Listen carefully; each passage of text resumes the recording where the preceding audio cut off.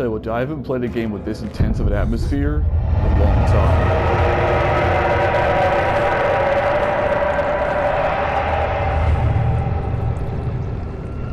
What the shit?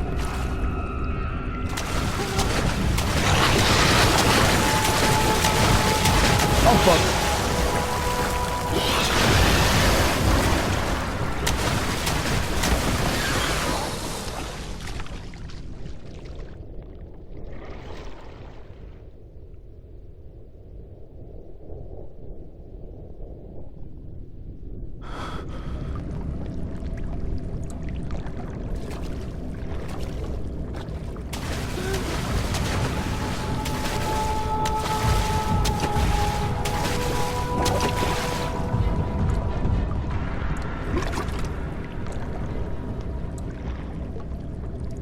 Okay.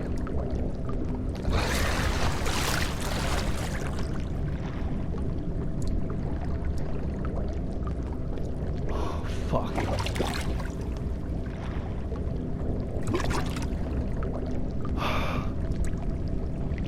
That was an intense way to start off an enemy encounter.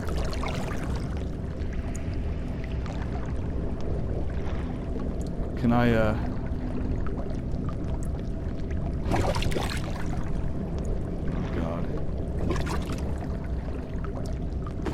fuck you! That's right, asshole. Can I see it? No. It's an invisible enemy. Wait a minute. Is it that it's an invisible enemy? Or is it simply that the water itself is the enemy? No shit question.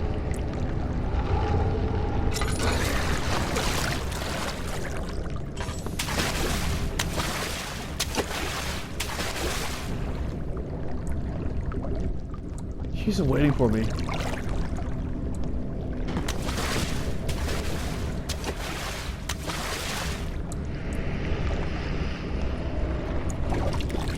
Oh shit. No, no.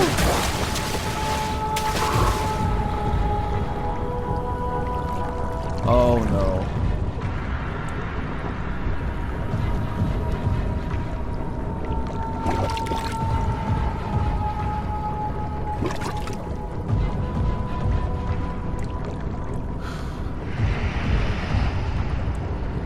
Okay, I want to give praise to this game real quick.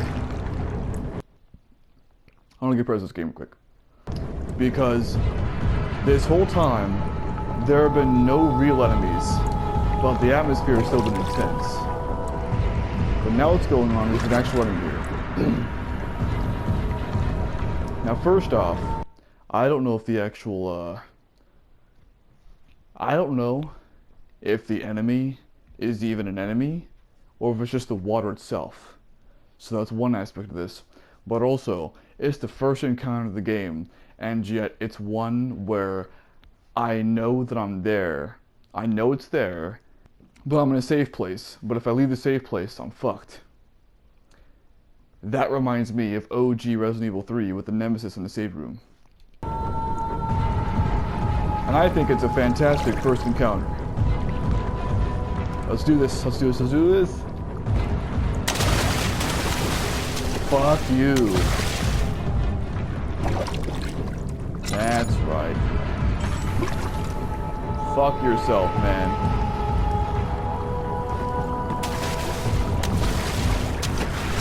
It's still, yeah.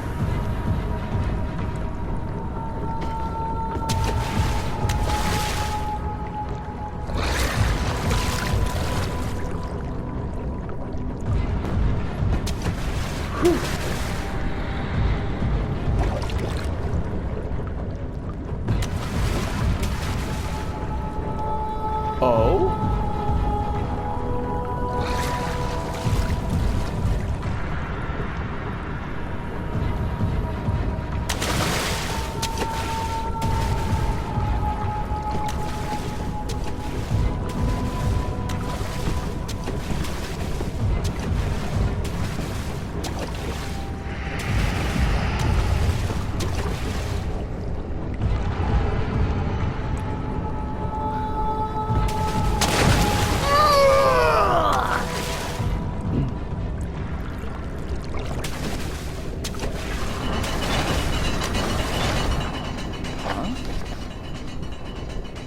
heavy. Must be an opening mechanism. Oh, son of a bitch.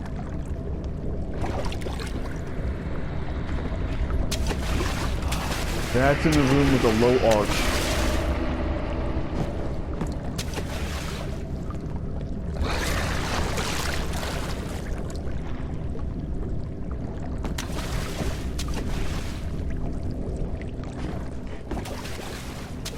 At least this guy can jump.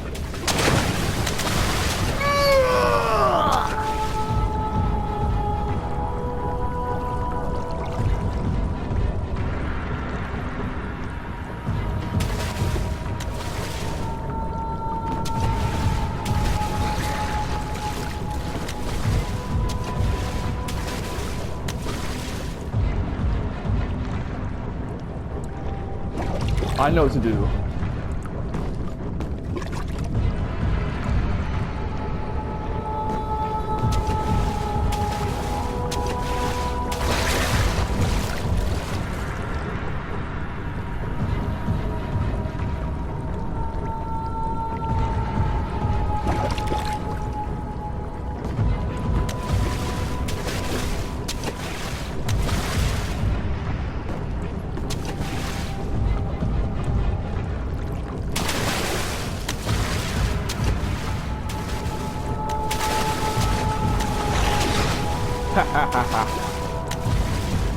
Ass wipe.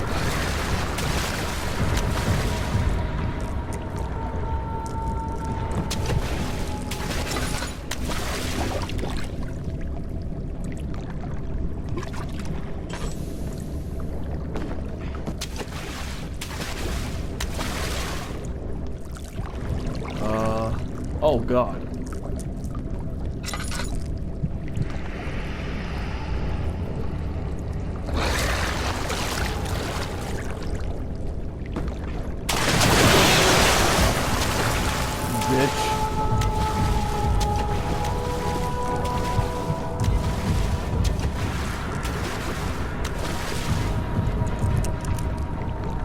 Or is it not in here?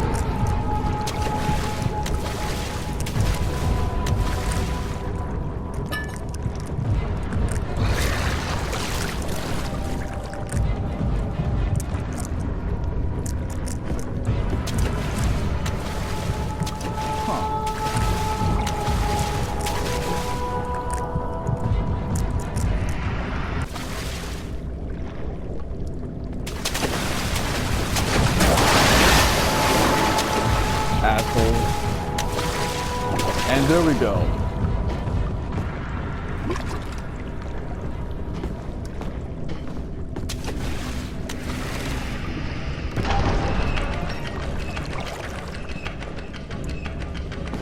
There we go.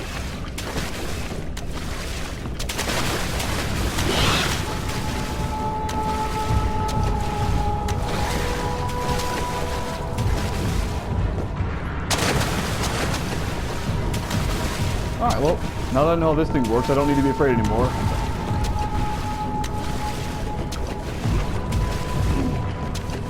Oh, shit!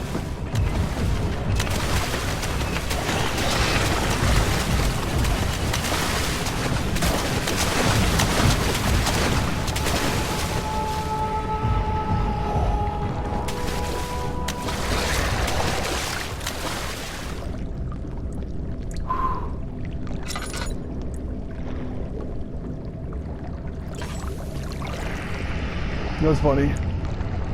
I was about to comment on the fact that this game's atmosphere without the enemies was scarier, but now this is far scarier with two of these things.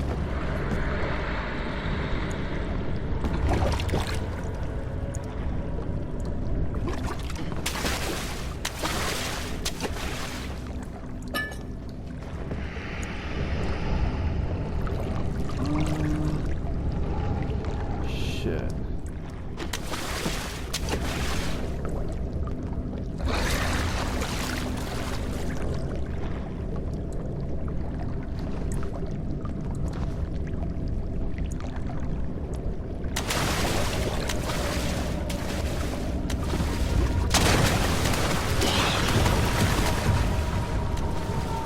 That's right, assholes. Oh no.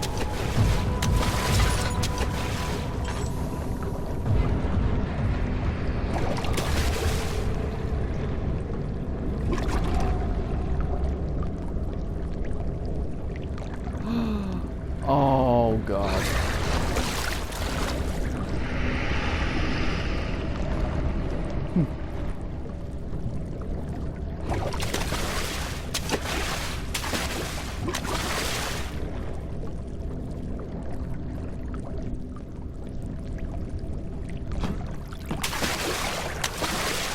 Oh god.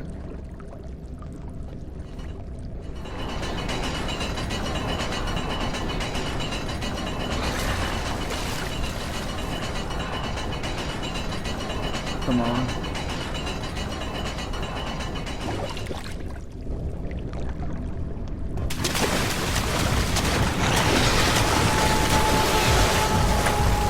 Get the fuck out of here!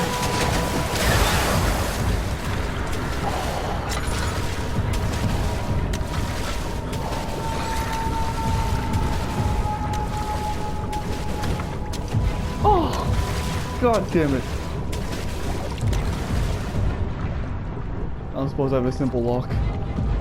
Oh, great.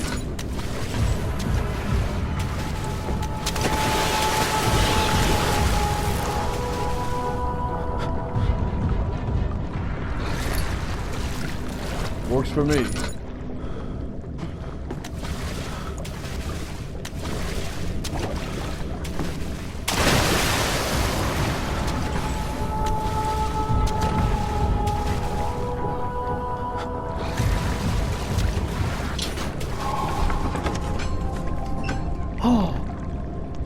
Something large brushed against his leg, and he felt himself being dragged along by the current of the beast. He pushed himself above the surface. "Help!" he cried, as the ocean swallowed him again. Oh. Oh no.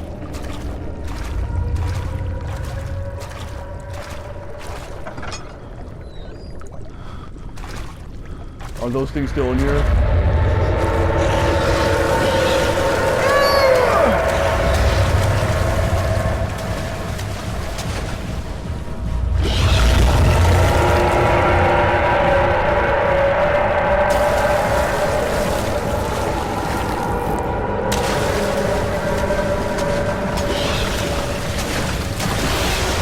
What the shit?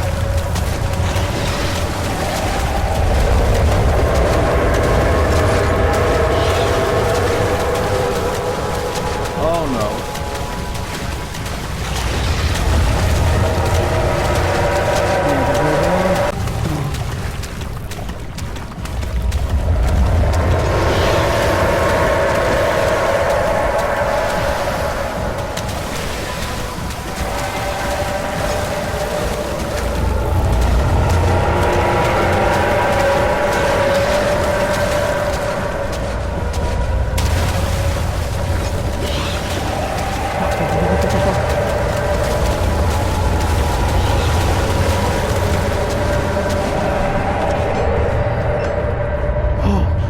He felt himself being hoisted out of the ocean. The lacquered hull of SS Hortensia glittered in the soothing, warm yellow light of the yellow sun. He turned his head to the calm ocean reaching towards the coast of Portugal and thought, "Is this another dream?"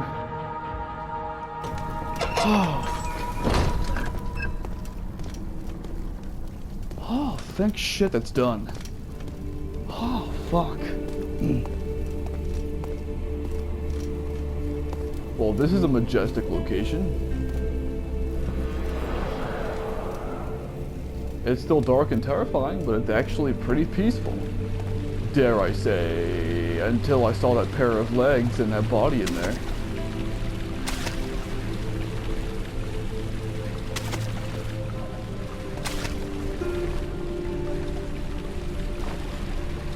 Is it a body? Looks like it. Either way, this is an actual peaceful location. I gotta say, I'm quite surprised. I wasn't really expecting to find something like this at this point. I'm going to assume that's the way I'm supposed to go, since the wind blew it open, but I'm going to try to place it still anyway. fuck that. How about up here? Actually, you know what? This place, first off, I like it. It's a nice reprieve. Seriously, because this whole game has a tense atmosphere. And then there was the underwater, the water place with the underwater monsters. And now there's a nice place of serenity. Like, this place almost feels like a Resident Evil save room, which is nice because it gives you a reprieve from the horror. And in fact, the entrance hall was kind of like that too, except the entrance hall didn't have this majestic music in it, so... I was about to say, now that I mentioned the majestic music, it stops. Oh. Guest room. Study. Oh. So I think this particular place is going to be like a new hub. Kind of like what the entrance hall was, in fact. But what is over here? It's a hallway, but it's a hallway that's not quite as imposing as this way down here. I gotta say, I really like this area so far. How about... Can I go in here?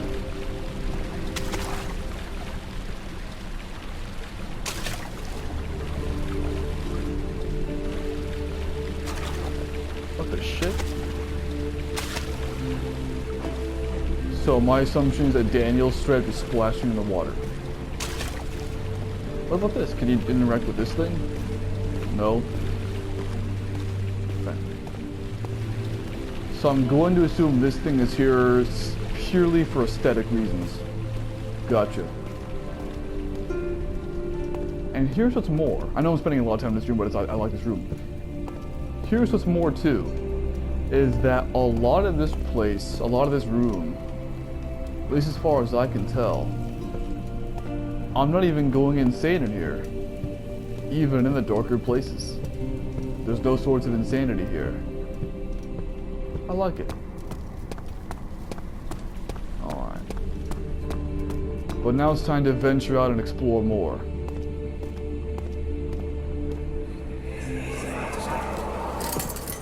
You have an ascending room. Will it take us to the inner sanctum? It will definitely take care of the vertical part of our journey. So, you have ridden an elevator before? Yes, the Colosseum at Regent's Park has one. It takes you to the gallery where you can view the panorama. Good. This ride might be a little longer, and in the other direction.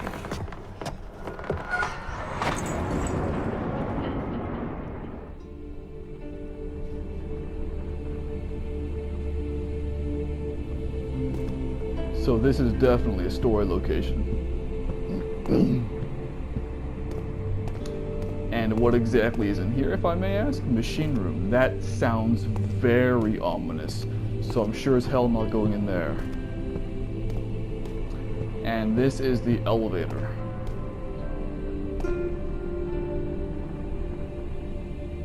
I'm not getting there right now.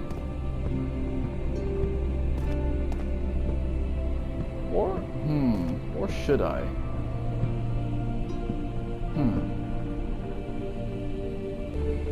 Actually, you know what? Here's my prediction. My prediction is that this elevator is definitely where I need to go.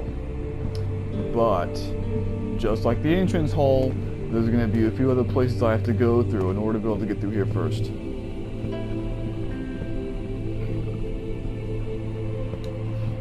So this game, Soma had one OG Resident Evil 3 area. This game has two so far. Why do I say OG Resident Evil 3 area if you've never played the game? Because in OG Resident Evil 3, you have to get on a tram type deal in order to move to a different location. In order for that tram to work, you need 3 items and you need to get in 3 different locations for it.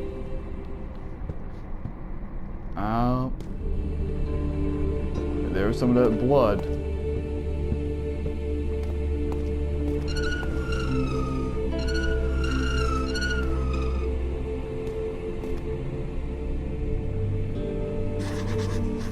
That's what I thought. Find a way to start the engine that powers the elevator. Which theoretically would be the machine room.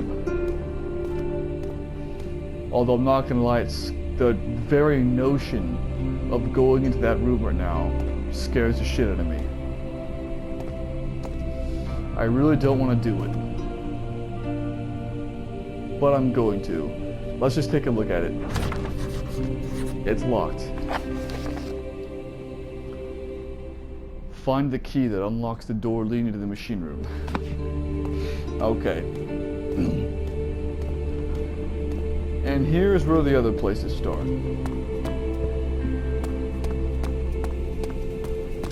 Yeah. Well, those are both loading screens. So, you know what? What's in here?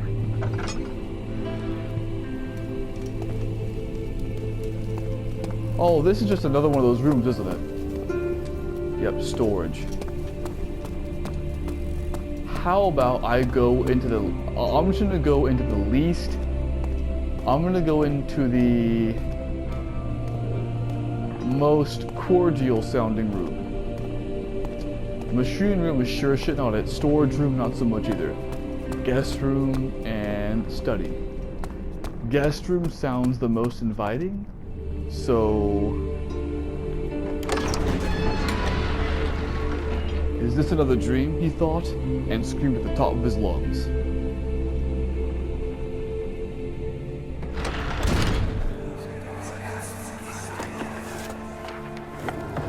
My journal is gone. What would they want with my journal?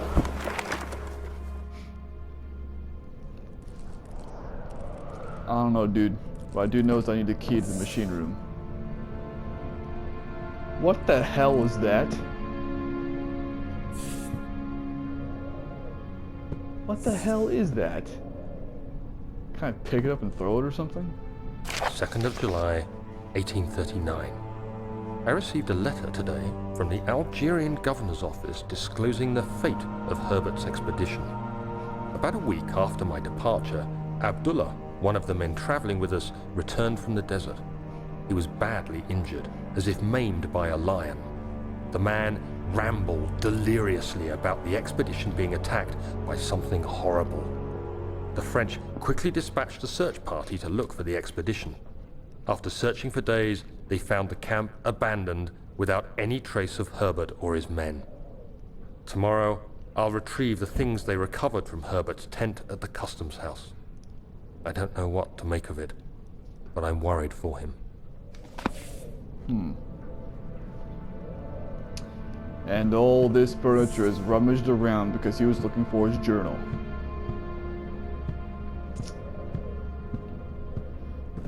Is that oil? Damn straight. Yeah, I use a lot of oil in that water room. Let me, wait a minute, what? Wait. Huh. Oh. Now this area kind of reminds me of Layers of Fear.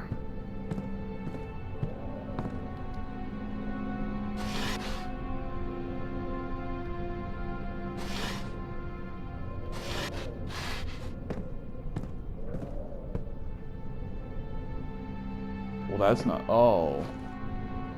Oh, I thought that was a whole guy. That's just a shirt. 3rd of July, 1839. Today I picked up Herbert's things at the customs house.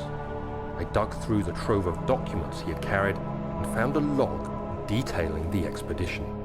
The nature of this text ranged from quick notes to colourful accounts of transpired events.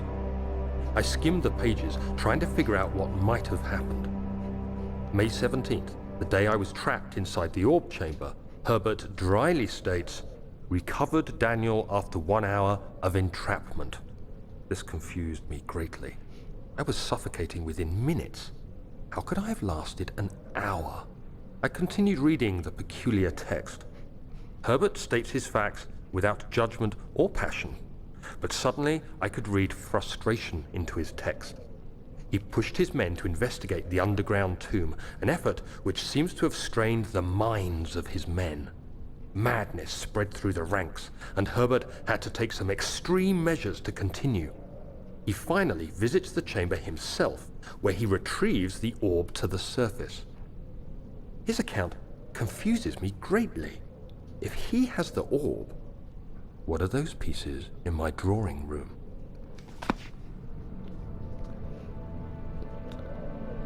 I would like to point out how excellent of a narrative choice that is.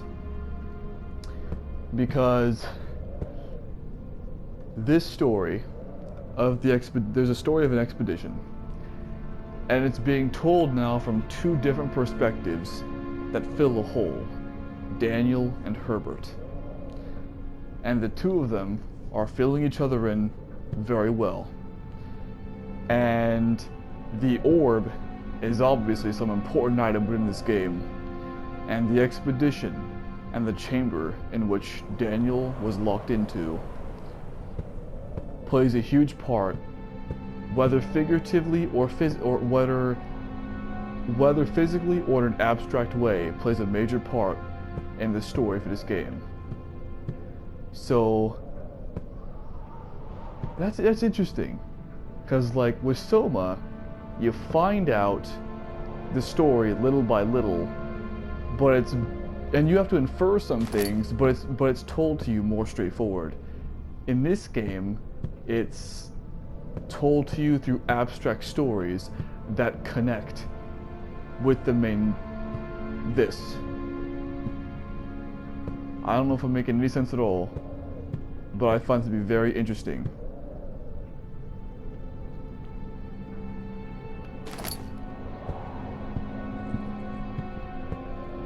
I really do. Like, this game's way of doing its storytelling is very intriguing.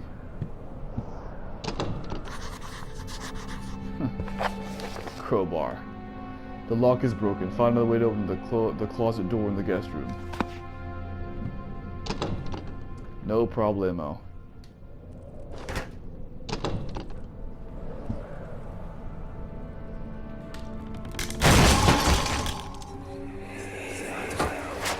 The key.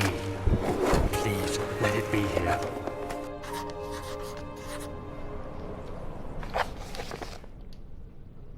An important key is hidden in the guest room. The key to the machine room? Does it mean I can just skip the study and the storage altogether? 4th of July, 1839. It's done. The orb is assembled. I was awakened by an exhausting nightmare. Shaking and sweating, I retired to the drawing room with a cup of tea. The relic pieces lay spread across the table as I'd left them, but somehow I knew how it was supposed to be. I fetched the tar, which I had prepared to fix the pieces together, and without fault I joined them, producing the orb I remembered so clearly. The tar proved unnecessary. It was pushed out from the joining pieces as they merged on their own, with no adhesive. The ancient stone relic now rests on my table. Its immaculate surface and perfect shape could have been molded by a factory. This is all too strange. On your table, you say.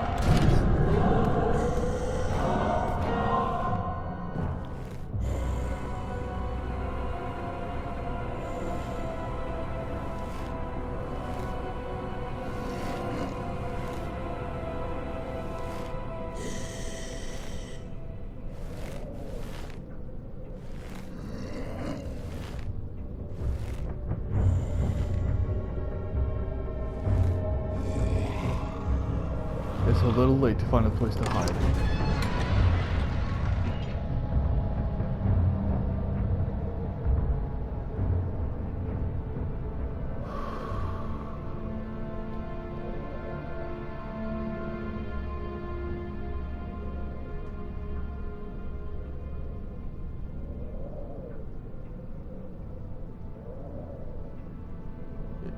Is that it?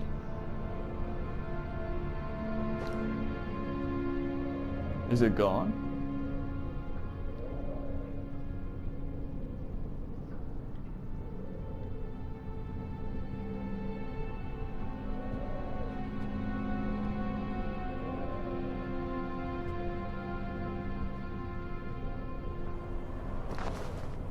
It's gone.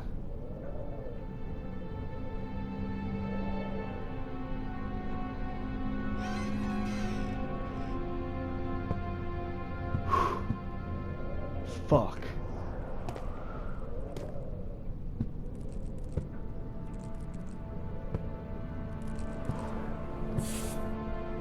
I'm getting the fuck out of here. He flipped through the Book of Monarchs looking for etchings and counted. 9 different kings from all over Europe had been depicted with an orb resting in their hands.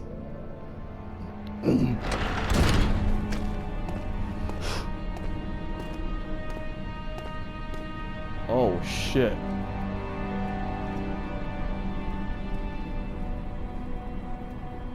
Well, that's gnarly.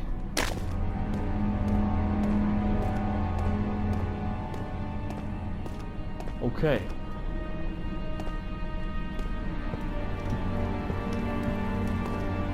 I'm gonna tell you what. In that guest room, that was a real enemy. Which means that now, enemies being here are a real possibility.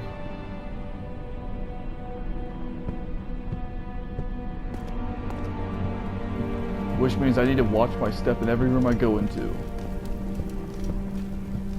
The orb is on his table. My guess is that his table is either in the Dark Descent towards the end, or it's in that study. And I need it right now. That's my guess. Okay. Well, time for the study. You know, one of the good things about this location, though, at least, is that it looks like all these places are going to be quite small in nature. And there's a guest room small, there's a study, which I assume will also be small. Storage, well, I don't know what storage. Storage might be bigger. But I assume this one will also be small. Sir William Smith had been marked. There was no way for him to know that the young men from the other day cast such a terrible shadow.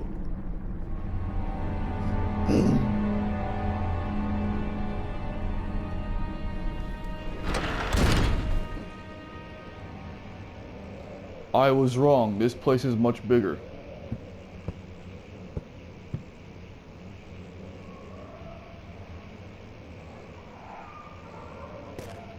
And there are monsters in here, of course.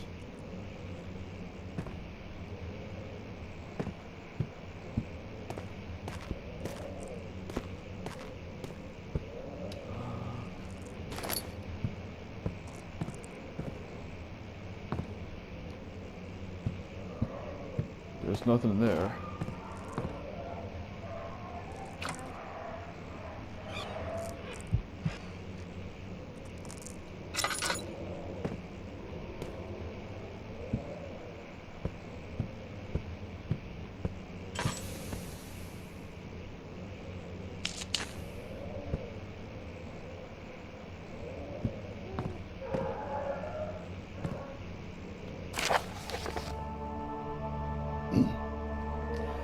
Letter regarding the discovery of an orb.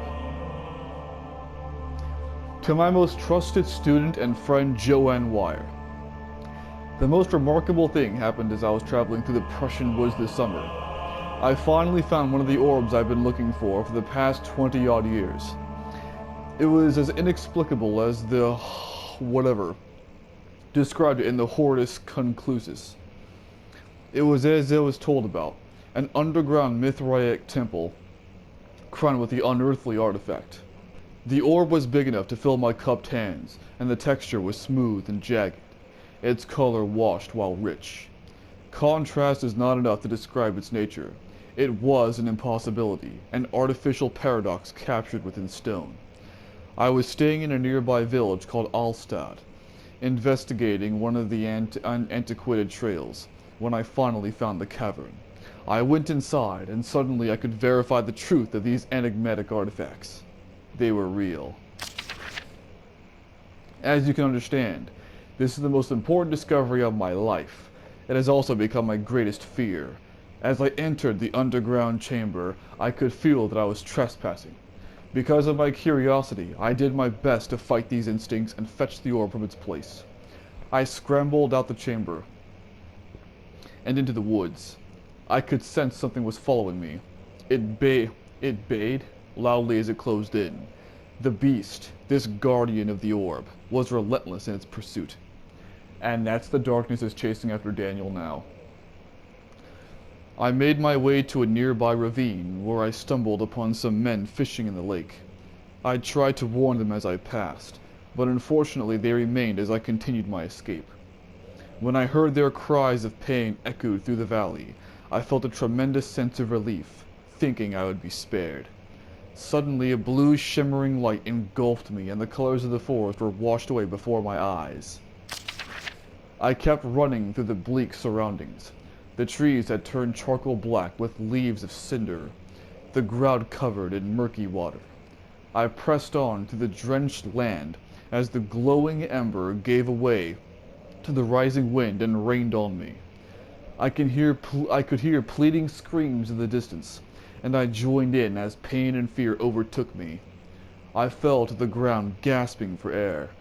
This certainly must sound strange, but I had been carried miles away across the Alps to a grassy field outside Genoa. The Guardian had taken the orb from me, but still, until this day, I fear its return. Sometimes I lay awake at night, listening for the hollowing cry as I heard in the forest. It has been nearly a decade since that day, and I still haven't been able to write about the incident. The last time we spoke, you told me about your interest and ongoing research into the mythic orbs, and I realized I owed you the truth about my visit to Alstad. Your friend and mentor, Heinrich Cornelius Agrippa. By the way, one thing I want to point out right now. This has nothing to do with the game. If I sound like I'm enunciating some words weirdly or whatever, the inside of my cheek hurts like hell. I have a sore on the inside of my cheek.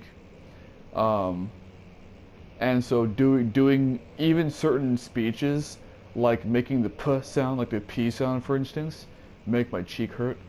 So if I start enunciating some words weirdly, that's why. It's because of the pain from my cheek. Okay. So the Dark Descent is probably where the orb is gonna be. So there's the orb, and then there's the main dude. What was it? What was the name of the dude who was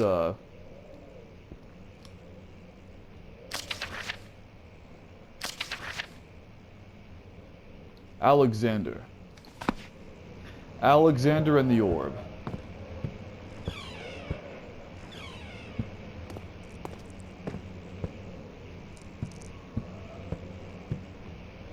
Here's something I find interesting, is that in both the guest room and the study now, I'm getting plot, but I'm not getting much of any way to actually access the machine room.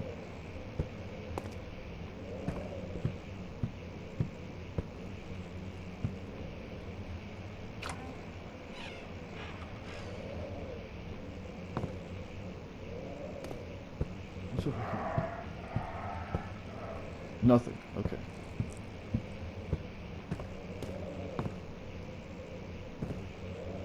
I gotta say, I really enjoy this, dude. Like, this, honestly, okay. Like, this whole game so far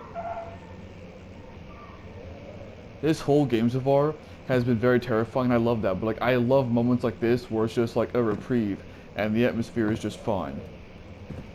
And although you still have that screeching in the background telling you you're still not okay, I love this, dude. Animal experiment. Canis lupus familiaris, 1658, April 12th. After a short study, it is clear that the agitation found among humans can be found in the dog. It's called emotions, and yeah, I'd say most animals have them. Well, then again, this is 1658. Fear and pain induce stress, which seems to trigger an indigenous response, causing the animal to burst with energy. Yep. In the 21st century, we have a term for that. It's called adrenaline, the fight or flight response. I believe the catalyst is produced in the brain. You'd be correct. It is difficult to determine exactly where and what it is, but I can sense it. It reeks of cosmic genesis. There is an inherent problem in harvesting this energy since the creature is bound to die from the exercise. I must refine this process of torture to enable any real work to be done. So, side note, this is starting to sound like Outlast to a degree, in which they're purposely putting people through experiments in order to gain control of what they perceive to be their ultimate goal. So yeah, this is sounding very Outlast-y. More experiments must be performed, but it seems that only human beings are able to produce the amount necessary. It might be their ability to appreciate the severity of the process that ultimately augments the experience of terror. Sir, I'd say you have a fucked up imagination and that you are simply a mad scientist. That's my 2 cents on the matter.